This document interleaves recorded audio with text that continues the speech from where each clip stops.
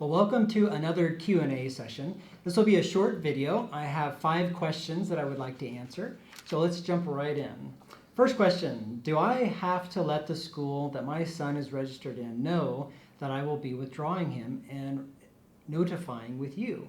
And the answer is no, you don't have to, because we will notify or inform your previous school through the official cumulative file request. And that is an official term, it's an official method that one school uses to tell another school that the child has transferred from that former school to the new school.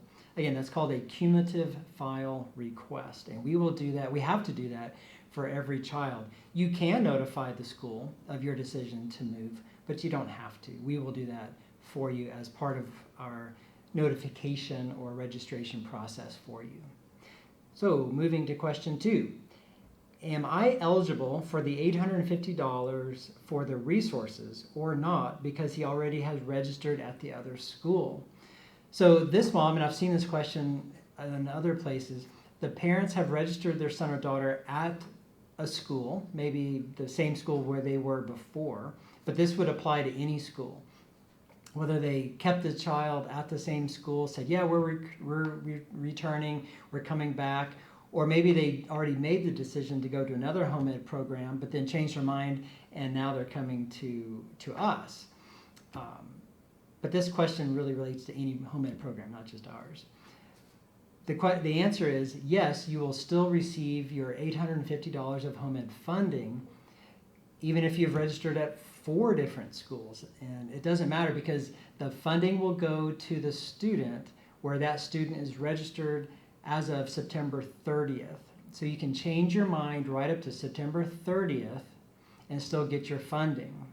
So I advise not to be moving around toward the end of the month for a lot of reasons, but the basic answer here is that you don't give up your funding just because you've changed your mind before September 30th.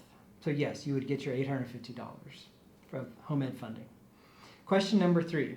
When sending the notice into the school board of my choice, meaning when sending the notification form to the school board, do I send in the curriculum plan as well or just the forms?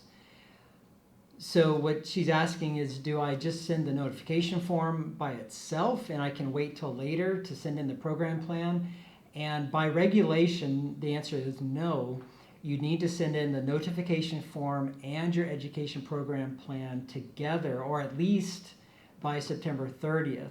And that does cause some administrative extra work because some families will send in their notification form, let's say in April or May of a current school year, before the school year is even out, right? They've notified early, just like any other school would conduct their registration early. They don't wait till the next school year to do that. So the parent would send in the notification form, let's say in April or May, and say, well, I'm not quite ready to send in that program plan yet, I'll get to it. Well, the getting to it doesn't happen, and then all of a sudden it's September, mid-September, late September, and your home ed program facilitator and office is contacting you saying, we need that program plan because by regulation, we need both the notification form and the program plan together by September 30th. If you notice on the back page of page 4 of the notification form, part D, you'll see instructions about the program plan. And it says, please accompany the notification form with that program plan.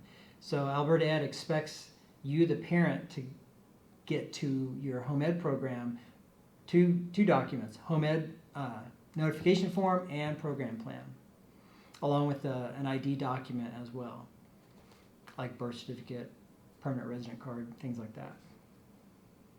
Question number 4, and do I mail the forms in or can I talk to someone in person or through email? And so you'll need to you can mail the forms hard copy you can mail them in hard copy, you can fax them, you can scan and email them in. We do have a new online program, and it offers an online experience as much as we are currently allowed to offer. Alberta Ed is not allowing you, the home ed parent, to have a fully online notification process. Alberta is requiring you to have a PDF document or even a paper document for the notification form. And then the program plan can be online. So that's what we've done. We've created an online registration process that will allow you to upload your notification form as a PDF document, and then you would complete the program plan as an online form. So you can't just, or can I talk to someone in person? Well, you can't talk to somebody and conduct or finish your registration or your notification by just talking to somebody on the phone or just by sending in an email. You have to complete the forms. And again, the forms can come through paper, fax, scan an email, or our new PDF or our new online system. Our preference is that you would use our new online system. I think it just makes things easier for you and for us. So question number 5. If learning resources are bought before acceptance is issued to my child, are those non-refundable? Okay, so what she's asking, and I've seen several other people ask this too, because, she's saying if I buy a learning resource before I join your home ed program, will you, the Elk Island Catholic, will you honor that receipt and reimburse me for that learning resource, even though I bought it before I joined your program? And our answer is yes, yes, yes. There are some home ed programs that say to the home ed parent, we will only accept a receipt from you for reimbursement if it's on or after the date of joining us. And I don't know, that's their internal decision. They have the right to make that decision. Here at Elk Island Catholic Schools, no, we don't have that rule. We will honor a receipt a receipt from the previous school year at any time during the previous school year. We recognize that families will buy their learning materials months and months before the next school year starts because they're being prepared. They're getting ahead of the curve, as it were. Many of the families will buy their materials at the AHIA convention in Red Deer. Well, that's well before notification happens for the next school year. So yes, we don't have any such restrictions on when or how old a receipt can be or how young a receipt needs to be. Again, we will recognize a receipt from any time during the previous school year. And this policy works well going into this new school year, where Alberta Ed has changed the funding policies that now enable a home ed family to roll over unspent funds from one year into the next. So if you happen to have had a receipt from one year, from an older year, well, you have funds from one year roll into the next. Now you have a receipt from the old year rolling into the next year. So it all makes sense to us. It's a logical way of handling receipts. So no, we don't have any rule like that at all. All right, well, that's it for this short 5-question video. Thanks for watching.